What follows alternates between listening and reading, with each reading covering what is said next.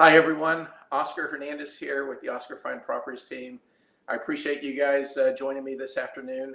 I know we've spent a lot of time at home, and we just felt like it was a good time to have this conversation about interior design and real estate. So today, I want to introduce to you my guest, Pamela O'Brien with Pamela Hope Designs. She leads an award-winning team.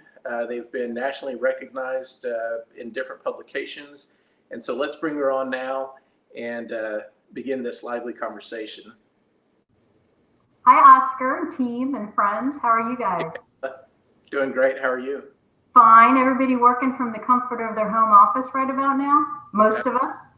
Or living room in this case. Or living room, or whatever room of the house that has become the home office, the study hall, all those good things. Exactly. Exactly. So welcome. I mean, we've all been shut in. We probably looked at different things and tackled a lot of the small projects that we've been meaning to get to. I know personally, these flower baskets here, I hung a couple of weeks ago. They look good. Thank you. The hooks have been sitting there for a while and organized the pantry and everything and ready to look at bigger stuff now. That's kind of been my theory too. I think most of us probably went and did a little garage cleanup. Maybe we pulled the bikes out. Maybe we got a little bit of sports equipment. Maybe the dumbbells that we thought we'd get rid of and that were stuck, under a pile of boxes in the garage. So I think most of us tackled those projects the first couple weeks. Maybe we got to the attic. I still have a gift closet that needs some attention. I haven't gotten to that yet, but since we've been home for this long, with this many people in the house, for even this many hours in the house, when you think about it, most of us would be in an office or out on errands. Children would be in school. College-age kids would be away. A lot of us would be traveling for business. Sure. Most of us honestly aren't used to being in the house 24/7, 7 days a week, now 47 days in a row. So I feel like a lot of us are probably taking a look at our houses and saying, is this house really working for me? Right. And if the answer is yes, perfectly, then you had the best realtor ever, and you did a great job on your house, and everything is ideal. But probably most of us have a few things around the house that need a little bit of help. Yeah, no, that's absolutely true. And I think the only ones of us that are used to this type of confinement is our four-legged family members. So yeah, they work for us all day long, right? Right. It's working for them. In fact, I always joke that dogs and cats love sick days, so they probably love COVID because it means people are home with them all day long. Sure. Yeah, and then I kind of worry about what's it going to be like when we have to leave? What's their withdrawal anxiety levels are going to be like because they don't see us around 24/7. So that's a good point. That'll be an adjustment for them. Well, maybe we can have a vet on for that reconditioning for the mom and dad are going back to work, Fido and kitty cat. So what are we going to do about it? That'll be part two. That could be part two. No, I think that's a really good idea. But I think that the home, not only are we in it right now so much more than a lot of times we would be at this time of year, but things like cooking. Okay, yes, we all go out to eat quite a bit in Houston. We already know that. And sure, we cook and we prepare a few meals, most of us at home. But wow, like 3 meals a day, I think, for most people now, plus snacks and things like that. In a normal week, we would have probably gone to a restaurant or two. We would have done a little more takeout. And I know we're trying to do a bit of that, but it's not the same. I think everyone is really putting their kitchens to the test right now.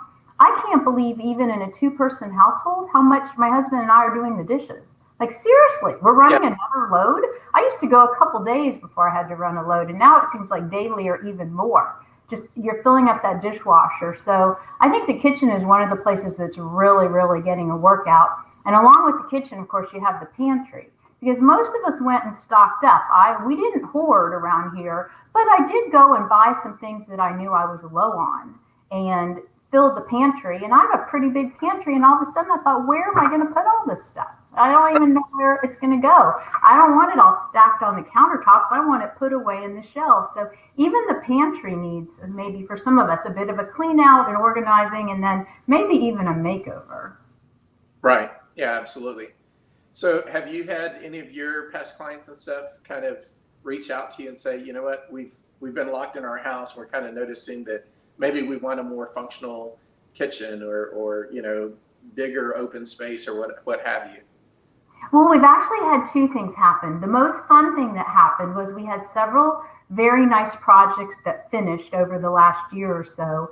And one of those homes is just really spectacular. It has such beautiful outdoor spaces, several outdoor living areas. It really has everything anyone could need. It was truly the family's dream home. And they mentioned how staying at home is not so bad when you have this. They have a nice workout room. They've got a nice playroom for the children. They have a place where the children can study. I mean, the house houses a large portion of the family full time. They have in-laws living there, but it's just really set up to service virtually every need. And it's really wonderful to know that that is working for them.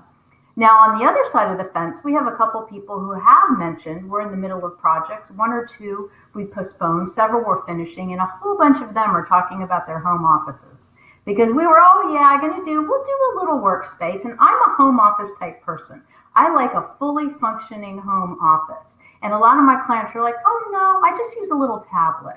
I don't need any drawers. I don't have any paper. We're completely paperless. Well, you know what?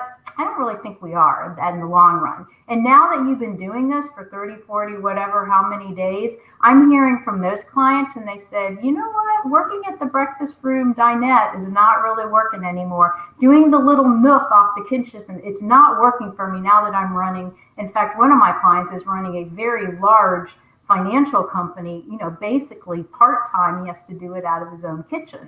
And he's got a smaller condominium, but he said, no, we need to work on that home office. And luckily, he has a nice space for it. So it'll just be making that guest room more functional for him more days of the year.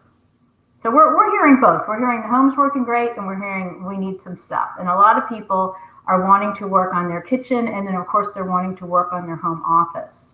Now, I know that some online retailers like Wayfair were way up in March. So I know people have been doing some DIY shopping, Sure. and that's great for maybe some small decor or some small pieces. But I feel that by the time we get out of this, there's going to be some pent-up demand, and people may decide it's time to replace the sectional in the living room. Now that we're sitting on it all day, every day, it's not as comfortable, and we've been talking about it, but we really haven't gotten around to it. I think we're going to see a little surge of interior design and also home improvement over the summer.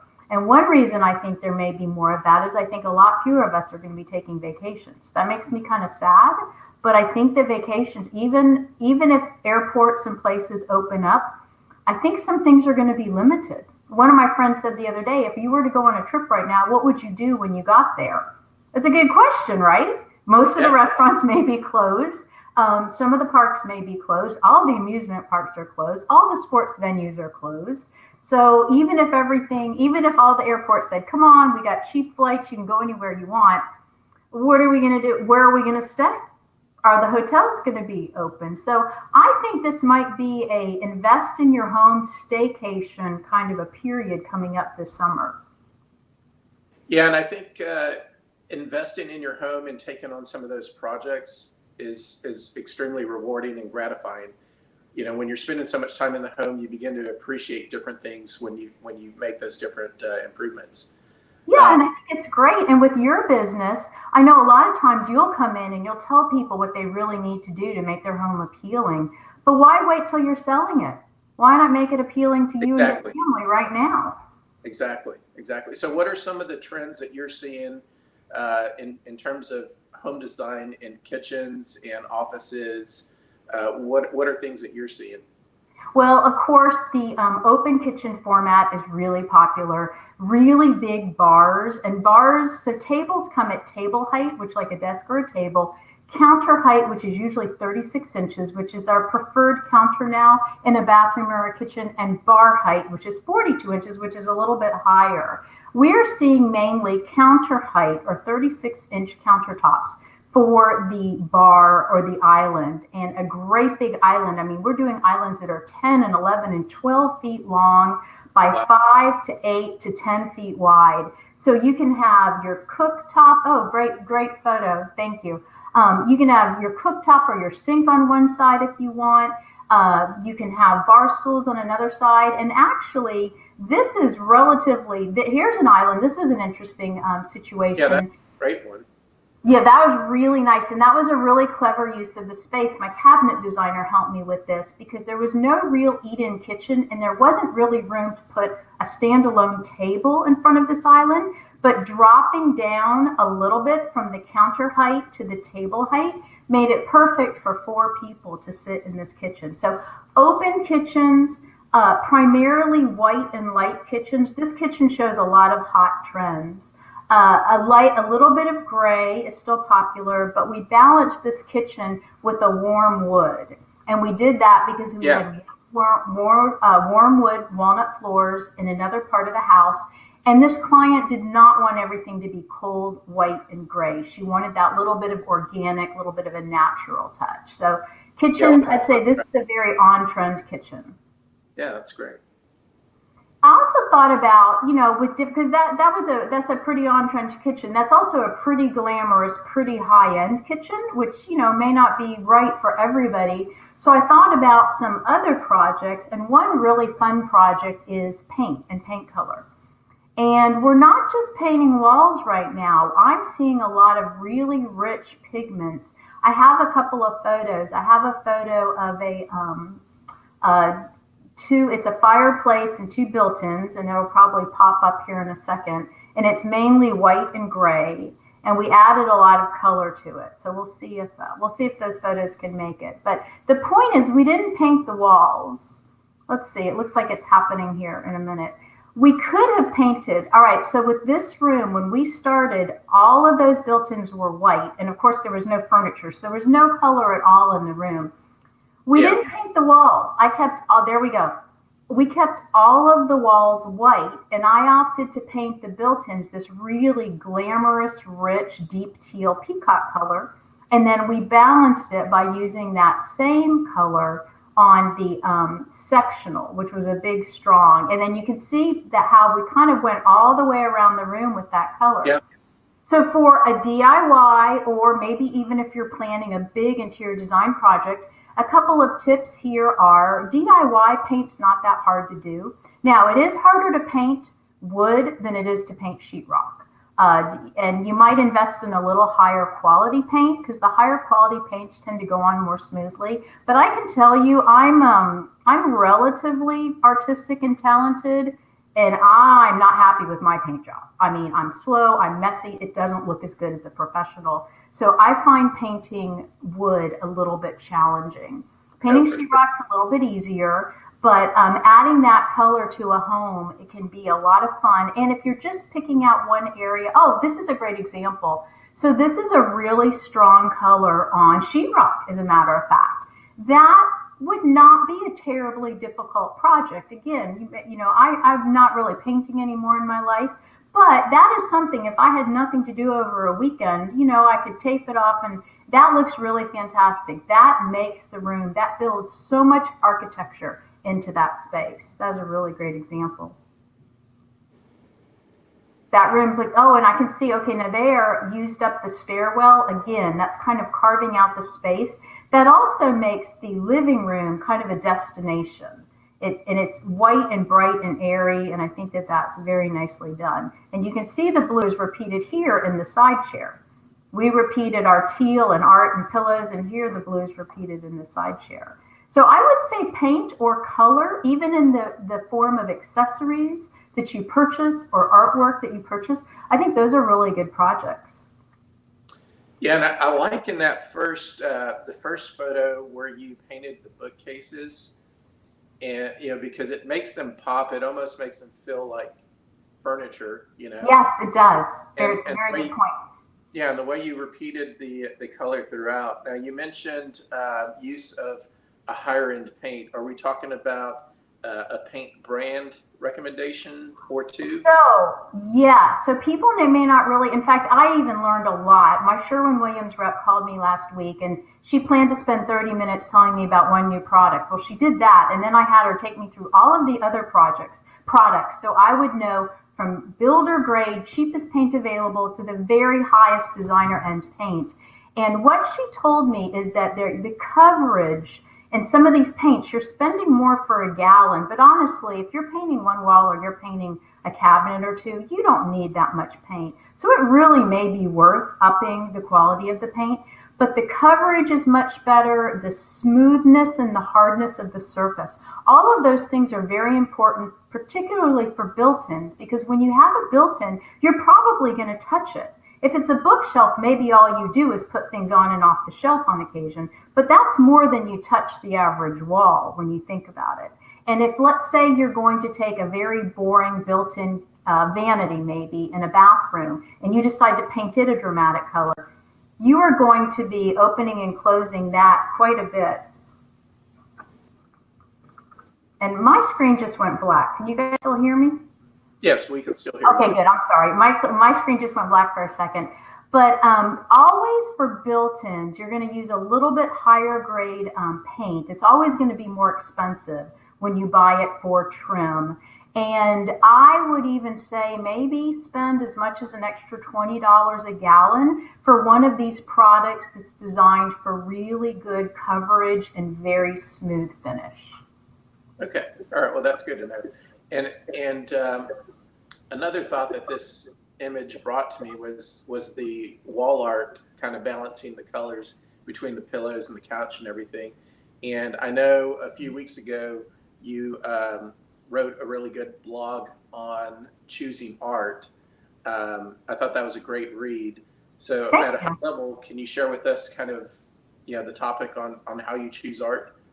Yeah, so actually this was a really lucky, so I gravitate towards art. I was artistic when I was a kid. I don't have time to be artistic anymore, but I try to get it. I think I get enough of it out in my daily life doing this every day. So I get that little itch gets scratched for me.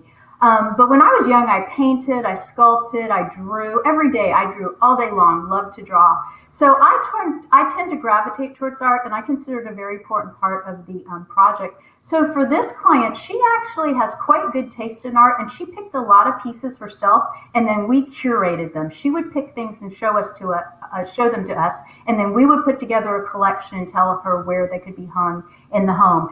This piece actually started her collection, and it's done by a local artist named Sarah Moons, and she lives in Montgomery, Texas. And she was showing at a friend of mine's architecture studio. When he built he bought an old building, and when he created his architecture studio, he had this extra space, and his vision was always to have local artists exhibit there. He had a little cocktail party. I hadn't been there for a while. I walked in, I said, okay, I can sell this one big painting on the wall. It's already sold. I mean, I knew it was going to go on this wall for this client. And it really did. She very much likes color, as you can tell. And this painting just did a beautiful job starting the process. Awesome. Let's jump over to another thought that I had is I've seen this trend, and I think yes, this is a good point. The trend of wallpaper. I remember back in the 90s, it was there, and then it kind of faded out, and it looks like it's coming back. And it's with a vengeance, like it's declaring boldness. Talk about that. When wallpaper came back, it came back in a big way. And we love at Pamela Hope Designs. We are crazy about wallpaper. And it's funny because most now everybody says, oh yes, help us pick out paper. But a few years ago, I started suggesting paper, and clients would be a little hesitant, and I am not exaggerating when I tell you, we'll paper one room for them, and they'll call me and say, how many rooms can we paper? Can we paper 5? Can we paper every room in the house? It is so much fun. There's so much wallpaper. This home, it's the same home, the home with a lot of color. And we had actually selected this paper for someone else. And when I saw it, it came in a package as a sample. And I went, I know exactly where this is going. This is going in the powder room.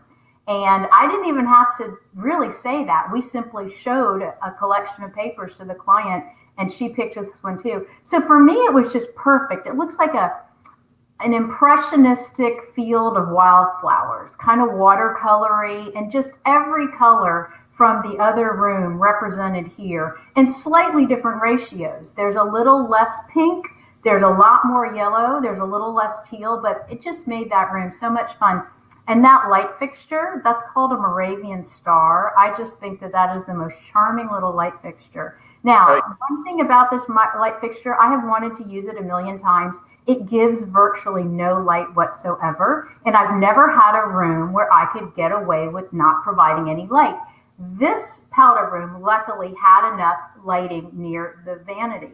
So we could get away with the Moravian star just being its charming little self, like a Right. candle.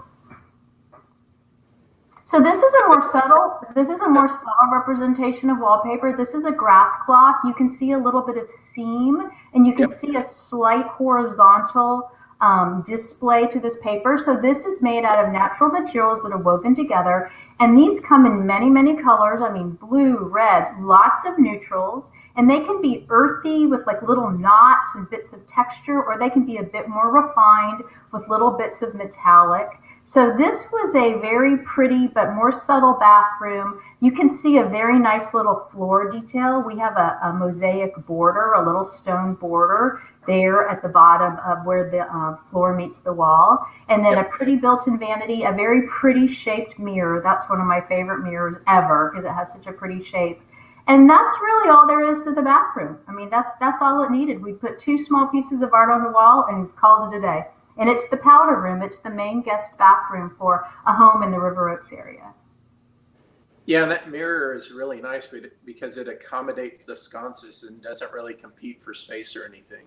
That is a really great point because a lot of times, Oscar, these little powder baths do not have very wide walls. And Right. so when you say, okay, my average sconce, the electrical box is going to be 4 to 5 inches. My sconce will probably be 5 to 6 inches wide. I need a few inches between that and the mirror. Okay, you may be down to a mirror that's only 12, 18 inches wide, and that may not be big enough or it may look really silly. So that is a very pretty shape, and you're absolutely right. The way it curves in on both sides gives us room. Now, those are a narrow sconce, but still, that gave me the opportunity to pick from several different styles. So that's a good eye. Good job. Then also, I've noticed the trend towards decorative tiles in bathrooms, whether it's on the floor or going up a wall. Yes. What are your thoughts on that whole trend? Because that that may be viewed as a little bit more permanent than wallpaper, and really tying down a space to a certain design. You know, if you go for a very bold tile, then you possibly could. If the tile is a neutral color, you could probably still change. You could change the paint, you could paper the room, you could change sconces, you could change art. But the tile is waterproof. That's nice. I think sanitation is going to become more and more important in our world. Tile is much easier to sanitize than wallpaper. Now, wallpaper, if it's a vinyl product, it's very often specified for commercial environments like nursing homes and hospitals and doctors' offices. A lot of those require vinyl wallpaper because those really can be cleaned. But tile can be cleaned really very effectively. Also for wet areas, if you're going to be splashing, tile is wonderful. So tiling up behind where we saw behind the mirror, we could have tiled. Behind the water closet, you could tile. You generally wouldn't tile all the rooms. You might tile up to like a chair rail height. But I think that that is also a really nice idea. And I think it's a great idea if it's a high use area that requires a lot of cleanliness, like maybe a pool bathroom or children's bathrooms. I think that tile is a really good idea. Cool. That's great to know. So we just briefly saw another picture flash up. I think that was a vanity. Yep. And the reason that we included that photo was another nice DIY project that you could get online today, order a couple of knobs and pulls, and really dress up a piece of furniture or maybe a part of your house. Sometimes it's fun to play with your hardware, and there's so many good looks out there, and it's just completely available on the online these days. So this was a built-in, well, not a built-in. This is designed to look built-in, but this was a standalone small vanity that we designed with a client. And then you can just see the sconces on the side walls have an acrylic stem to them. They have like an acrylic arm. And we took that acrylic idea and we put acrylic knobs, and we even used an acrylic chair. So it almost all just kind of floats there. But adding a little acrylic or a crystal knob to something could be a really nice upgrade. Even though this is a vanity, it's not that terribly feminine. So these acrylic pieces are in squared off or geometric shapes. They're not curlicues. They don't look like roses. They don't look like crystals off a chandelier. So you can see how they can still be pretty tailored and pretty modern.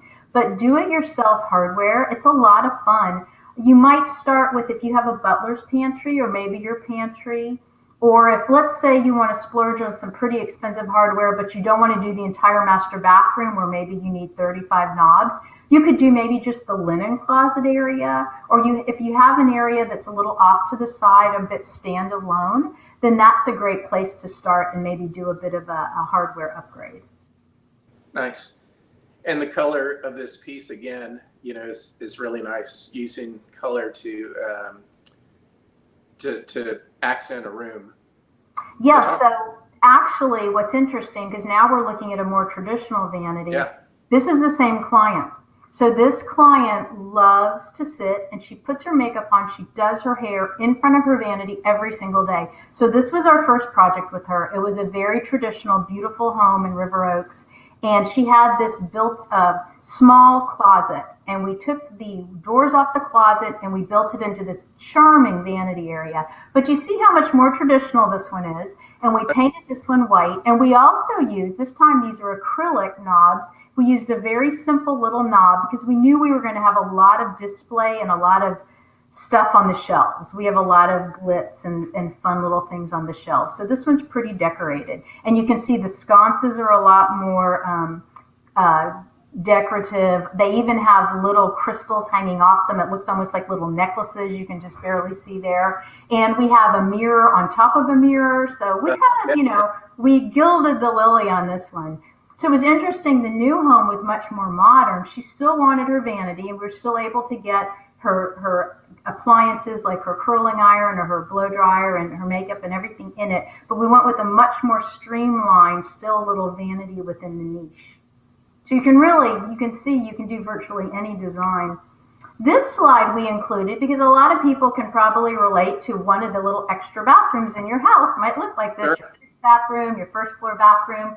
So, there's an interesting tile on the floor. It looks like not a bad tile in the shower.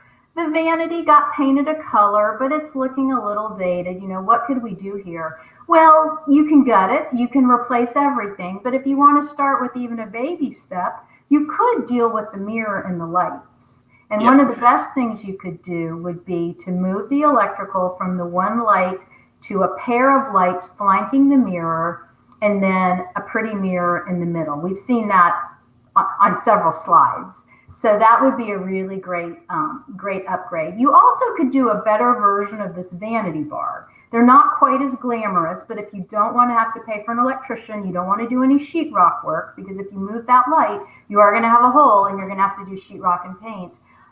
You could just get a better version of that light. And then I would take the mirror down and I would replace it with a framed mirror. And you can either find one online from any of the online retailers, a local retail store, a furniture store, or if you're very specific for your size, like let's say you want to take this mirror down, but you realize they glue the mirror on.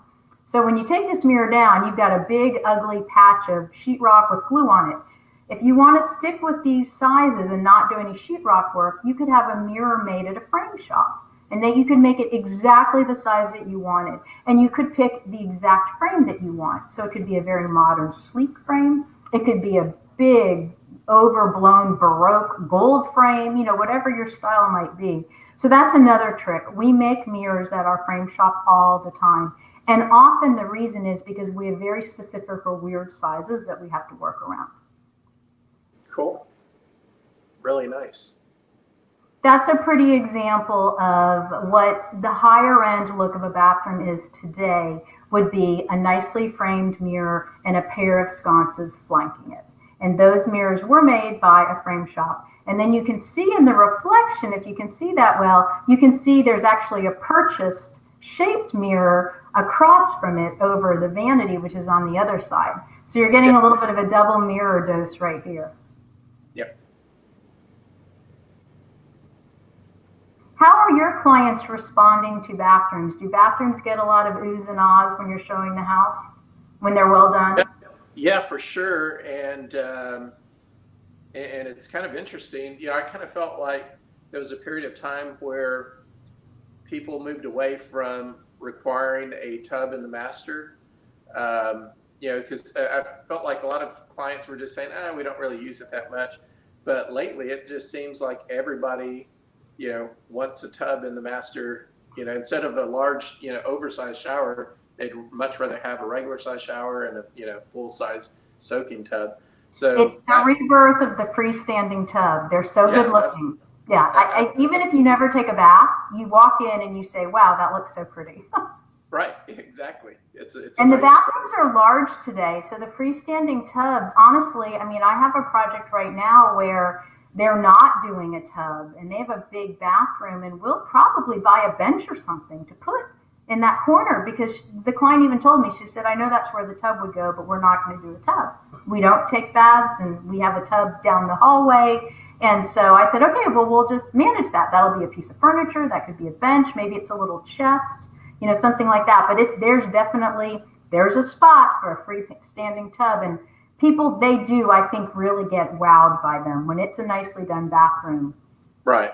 This is a pretty bathroom. You can just barely see. There's a freestanding tub in this bathroom. It's in the lower left-hand corner. Yep. That's not the shot that I shared with you, the tub shot. But it's a nice, his and her large vanity it has the towers on both sides. So you have linen storage, lots and lots of cabinet and drawer space. And then the pair of very nicely sized, we didn't have to worry about space on this one, very nicely sized framed custom mirrors with a sconce on each side flanking.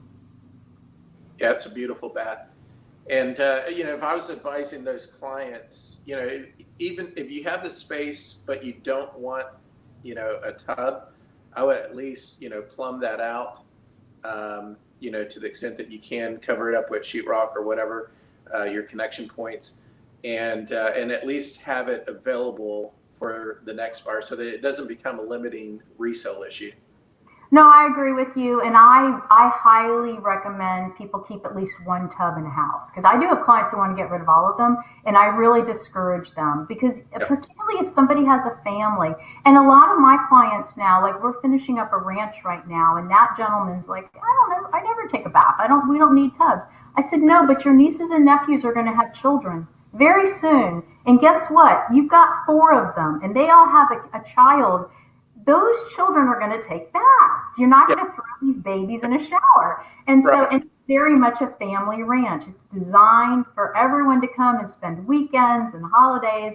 And so particularly with children, you need a tub. And then a lot of people with pets. If you have a small or a medium-sized dog, a tub can come in pretty handy on those days that they get into, you know, some sort of a mess. And if you don't have a big utility room, or you don't have a dog washing station, not everybody does, right? Yeah. Tubs can come in handy. So we also recommend at least one, and I agree with you. You might just have the plumbing there for future use. Awesome. Well, as we've got a few more minutes remaining here, this photo here is inspiring another question for me, which is what's the is there a hot color for 2020? You know, what or is it just, you know, boldness of color? Because obviously it looks like a lot of these photos have different color trends, but they're certainly inspiring some boldness here. Yeah, so this was a very color-centric client who was able to make a lot of decisions based on just her personal preferences. But I would say we're really skewing most frequently to still the blues. And I think greens are coming in and out. I think they're going to continue to be important colors. And then what's interesting is, believe it or not, some colors that you may feel are kind of old, like 70s rusts and golds and avocados. Believe it or not, last fall at the furniture market, they were really hot. It looked like that 70s show all over. Now, that 70s show in a pretty nice looking house, like Brady's House Plus, but we did see a lot of those colors. So it's going to be interesting because we've had a lot of cool tones like grays and light aquas and things like this. And I think you're going to be surprised. Now, in metallics, you've seen a lot more gold and brass and chandeliers, and you're not seeing them here. You're still seeing the cooler. But this project is 2 years old now. But a kitchen I'm doing right now, we're doing brass lighting, soft, pretty brass lighting, and soft brass hardware. This room does show some gold hints, so this is a good balance. Even though it feels cool, you can see gold elements in numerous parts of this house, from the base of the furniture to the artwork. Yeah. So I think we're going to see more warm colors. You're going to see more wood coming back, but I think you're still very, very safe with blues, greens, and blue greens. I don't really think people are going to get tired of them either, because blue has positive connotations, whether it's sky or sea. Green has positive connotations, whether it's water or trees or grass. So I think those are always going to have a place in design. Great. So I want to encourage anyone, if you have any questions, feel free to share those now, and we'll try to answer those.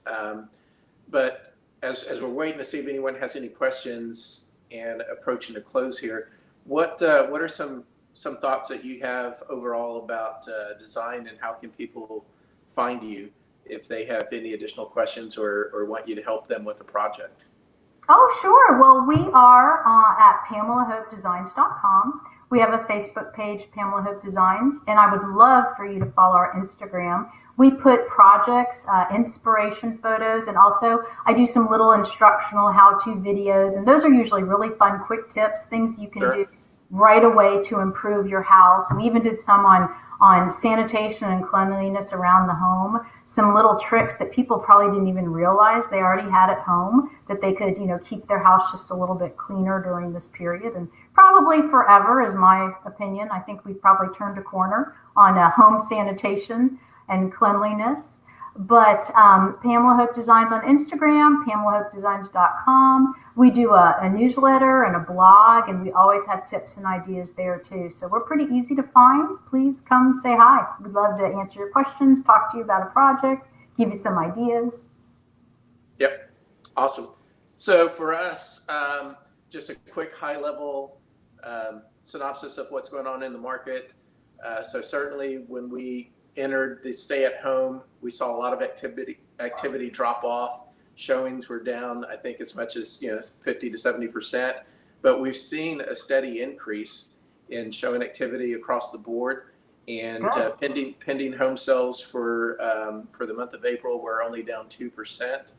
And so we'll see how the final numbers come out for April sales, and see how things develop in May. But overall, we're seeing good activity on our listings. We've got a pipeline of quite a few listings coming on over the next few weeks, and I think it's approaching about 5 million in activity that we've got on the listing side. And then on the buyer side, we've got a lot of people moving into Houston, and I'm hearing that from other top level agents that they're staying active, and they're getting inquiries from a lot of buyers, and they're hosting open houses. We're doing them virtually now. Mm-hmm. Some people are doing in-person live open houses, and they're getting less activity than what you probably see online. But when someone comes out, it's certainly a serious buyer. It's not a looky-loo in most cases. Yeah.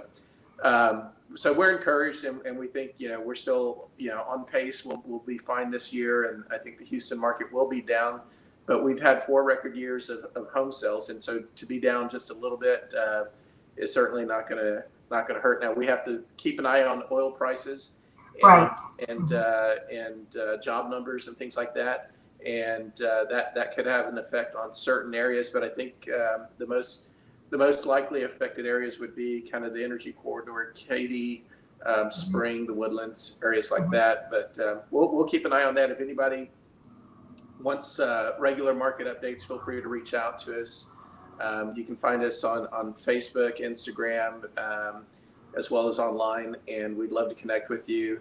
and give you any advice that you need within real estate or connect you with other great industry professionals like this. So want to thank everybody for joining us. Oh, we've got a quick question here.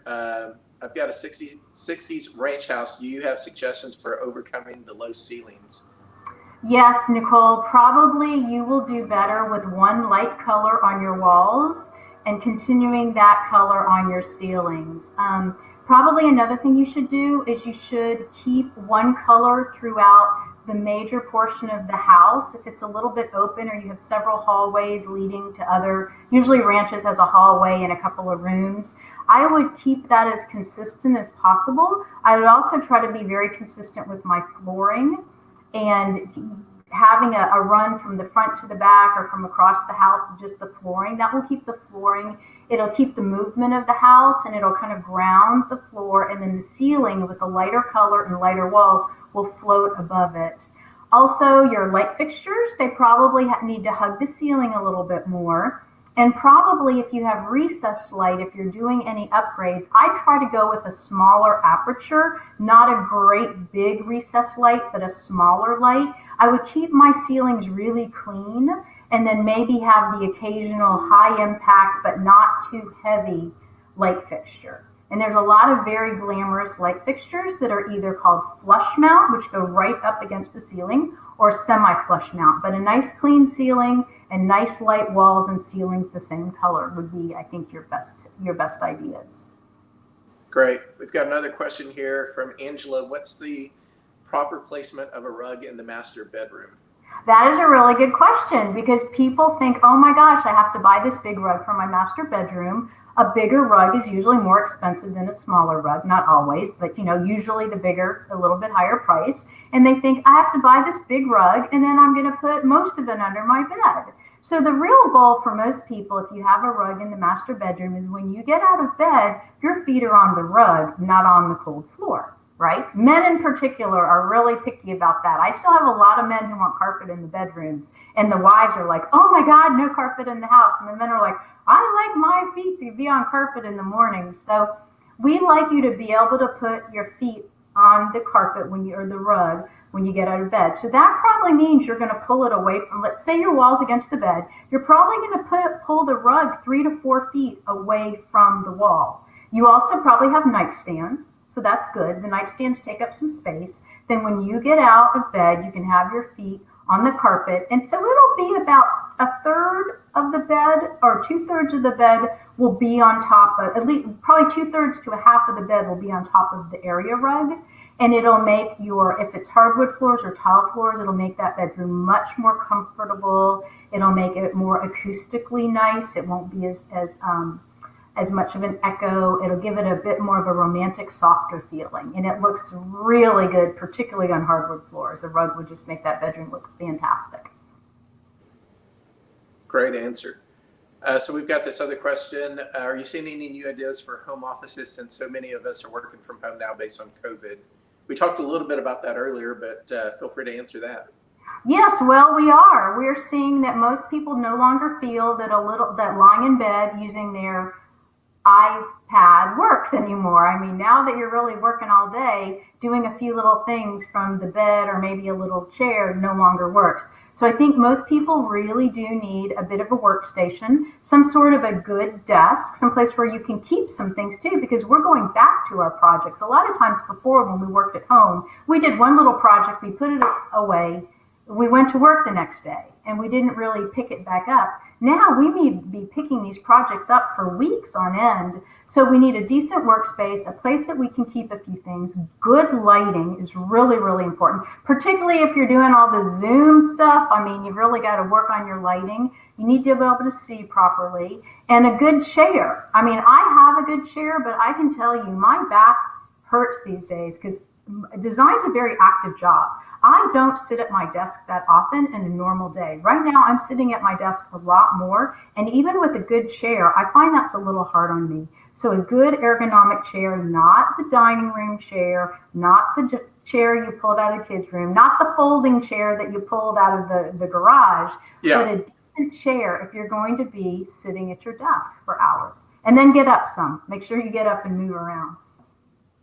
Yeah, I've definitely seen people going out and buying office chairs, and they probably use the dining room chair or something else for a couple of weeks, and they're like, no more. No, it's hard. It's hard on you. Even with a good chair, it's hard to sit all day. You do not want to sit all day. And when you have to sit a lot, you need to be in a good chair. Yeah, the other one thing that I'll add is I certainly in our office, several agents have the adjustable rising desk, Yes. and a lot of them like to work in the stand-up position. I think that's great. Certainly, the more and more time I spend sitting down, I feel it in my lower back. Yes. So I try not to. I've found working from home better for me than the office because at home I'm moving around more, and it's keeping me from being in that seated position all the time. I'm still productive, but I just find myself moving a lot more here at home than I do in the office. And so investing in a risable desk could be a good solution for some people as well. I agree. I've even thought about that for myself, having been in my home office more than normal. I thought about it. And we have a studio with a work table that is a counter height. And a couple times I've just gotten up and moved things into there. I don't have my entire desktop, but I can take my laptop. And I've found moving from space to space, it kind of just changes the air. It refreshes you a little bit. And then being in that different position physically definitely helps. Cool. Well, thanks again, everyone, for joining in. Definitely please follow us on Facebook and Instagram. You can find us at Live Where You Play Houston is our business page. We sell lifestyle, and so we like to evoke a lot of information and material on what's going on around the city. And certainly follow Pamela Hope Designs on social media as well. Thank you for joining. Thank you, Pamela, for being here. And Thank you. We'll have other professional vendors that we partner with coming up soon. Thanks a lot. Bye, Bye. guys. Stay safe. Bye. You too.